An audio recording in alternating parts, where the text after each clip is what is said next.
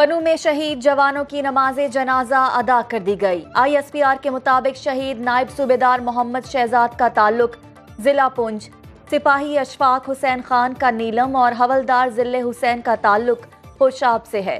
सिपाही अरसलान असलम बहावरपुर, लास नाइक सब्ज अली खान लकी मरवत और सिपाही इम्तियाज खान करक के रिहायशी हैं। दहशतगर्दी की कार्रवाई हाफिज गुल बहादुर ग्रुप ने की। दहशतगर्दों का DI खान में रूरल हेल्थ सेंटर कड़ी शमोजई पर हमला, 5 शहरी शहीद। फायरिंग के तबादले में पाक फौज के 2 जवान वतन पर कुर्बान। सिक्योरिटी फोर्सेस की जवाबी कार्रवाई में 3 दहशतगर्द जहन्नुम वासिल। सिक्योरिटी फोर्सेस का इलाके में सर्च ऑपरेशन।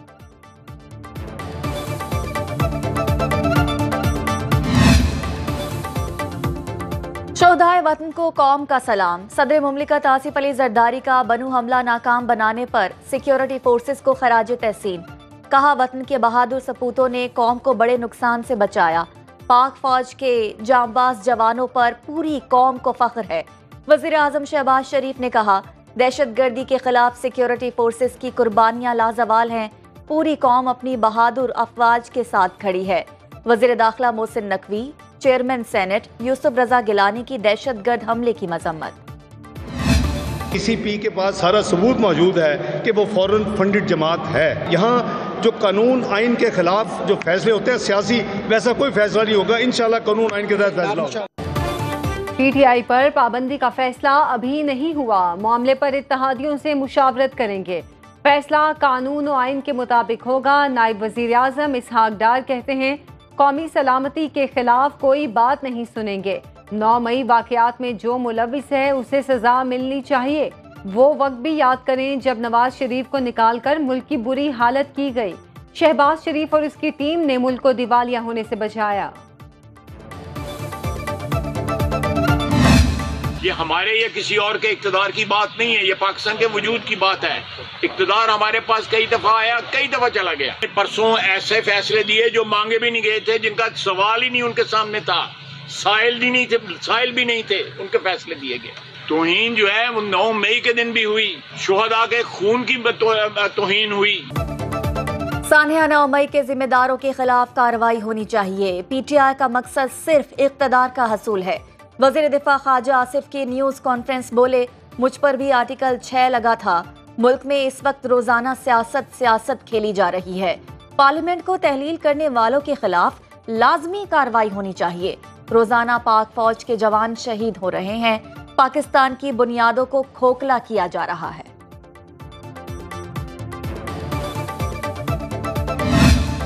किसी सियासी जमात पे पाबंदी नहीं होनी चाहिए, मगर कोई एजेंट बन जाए पाकिस्तान के मफादात के खिलाफ, ऐसे एजेंट पे 9-10 मई करने वाले एजेंट पे पाबंदी तो क्या, इसको पाकिस्तान के कानून के मुताबिक कटहरे में खड़ा किया जाना चाहिए।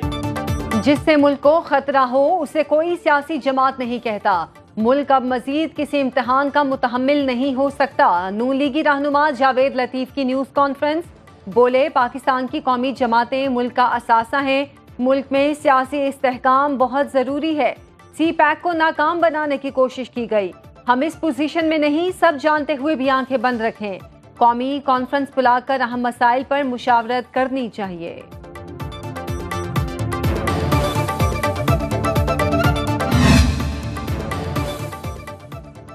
PTI पर पाबंदी के हुकूमती ऐलान पर पीपल्स पार्टी का रद्द-ए-अमल सामने आ गया।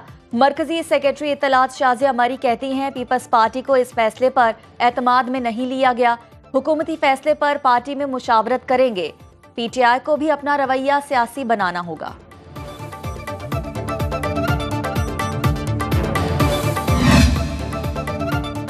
बानी PTI और बुशरा बीबी से तोशा खाना के नए रेफरेंस में तफ्तीश। नैब टीम ने अडियाला जेल में 4 घंटे तक पूछताछ की। तोशा खाना तहाइफ की खरीदारी के तरीकाकार और फरोख्त से मुतालिक सवालात। दोनों मुलजिमों को रिमांड मुकम्मल होने पर 22 जुलाई को एहतसाब अदालत में पेश किया जाएगा।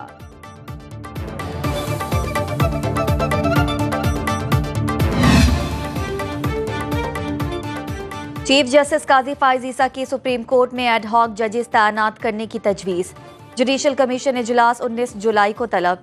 जस्टिस रिटायर मुशीर आलम, जस्टिस रिटायर मकबूल बाकर, जस्टिस रिटायर मजहर आलम मियां खेल और जस्टिस रिटायर सरदार तारिक मसूद के नाम तजवीज़। जस्टिस रिटायर मुशीर आलम ने एडहॉक जज बनने से माजरत कर ली।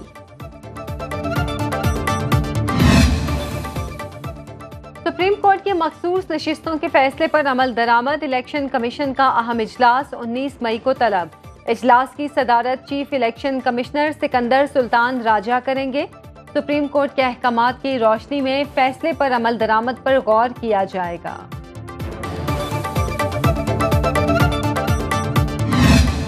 पीटीआई जमात नहीं है भाई, वो दहशतगर्द तंजीम है।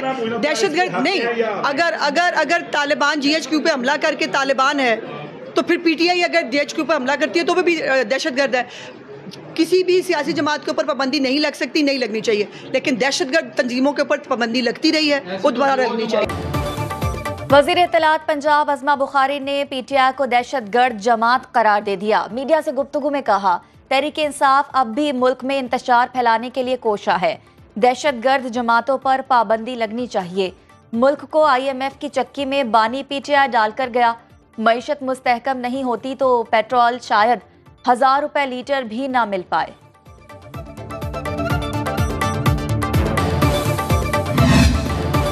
महंगाई के मारे अवाम पर महंगी बिजली के बाद महंगे पेट्रोल का बोझ। हुकूमत ने पेट्रोलियम मसनूआत की कीमतें एक बार फिर बढ़ा दी। पेट्रोल 9 रुपए 99 पैसे फी लीटर महंगा। नई कीमत 275 रुपए 60 पैसे मुकर्रर। हाई स्पीड डीजल की कीमत में 6 रुपए 18 पैसे फी लीटर इजाफा। नई कीमत 283 रुपए 63 पैसे हो गई। मिट्टी के तेल की कीमत में 1 रुपए 85 पैसे फी लीटर इजाफा। नई कीमत 183 रुपए 71 पैसे हो गई। शहरियों ने पेट्रोलियम मसनूआत की कीमतों में इजाफा मुस्तरद कर दिया। पेट्रोल महंगा होने से महंगाई का तूफान आएगा। हुकूमत ने 2 वक्त की रोटी भी छीन ली है। पहले ही महंगाई ने परेशान कर रखा है। हुकूमत के पास अवाम के लिए कोई रिलीफ नहीं।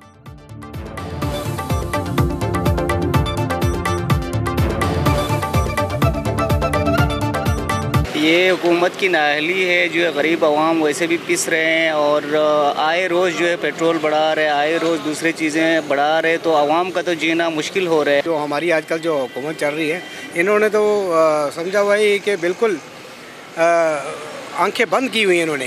गवर्नमेंट क्या करती है? कुछ भी नहीं करती, गरीबों को मार रही है और क्या है। IMF प्रोग्राम से पाकिस्तान के लिए फंडिंग के इम्कानात बढ़ गए। आलमी रेटिंग एजेंसी मूडीज की पाकिस्तानी मईशत पर रिपोर्ट जारी। नया IMF प्रोग्राम फाइनेंसिंग के जराए फराहम करेगा। महंगाई की वजह से समाजी तनाव बढ़ेगा। मुश्किल इस्लाहात को मुसलसल नाफिज करने का मजबूत इंतखाबी मैंडेट ना होना खतरात पैदा कर सकता है। रवा माली साल पाकिस्तान की बैरूनी फाइनेंसिंग की जरूरियात $21 अरब हैं।